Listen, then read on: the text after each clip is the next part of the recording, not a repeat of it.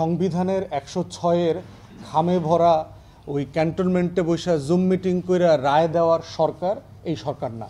এই সরকার গণ অভ্যুত্থানের সরকার। অতএব যুদ্ধ, গণ অভ্যুত্থান, মুক্তির লড়াই তারা প্রত্যেকে নতুন করে ম্যান্ডেট দেয় আমাদেরকে। অতএব সংবিধান কাঠামোগতভাবে অলরেডি মরে গেছে। এই সংবিধান ডিসফাংশনাল হয়ে গেছে।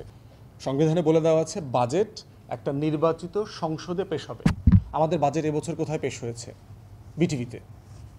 অর্থ উপদেষ্টা গিয়ে 45 মিনিটের জন্য বাজেট দিয়েছেন। এই জুলাই চার্টার যেটা আছে সেটা বাস্তবায়নের ব্যাপারে একমত হতে পারবে। তা না হলে আমি ধারণা করছি জুলাই চার্টারকে ঘিরে একটা রাজনৈতিক অনিশ্চয়তা তৈরি হবে, যেখানে সবচেয়ে বেশি ক্ষতিগ্রস্ত হবে বিএনপি বড় দল আকারে। কারণ হচ্ছে ডাকসু নির্বাচন তার সবচেয়ে বড় এক্সাম্পল।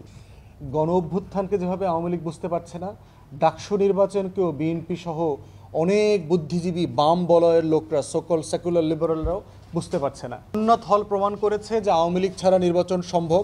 জগন্নাথ হল প্রমাণ করেছে আওয়ামী লীগ জাতীয় পার্টি ছাড়াও ইনক্লুসিভ নির্বাচন হতে পারে।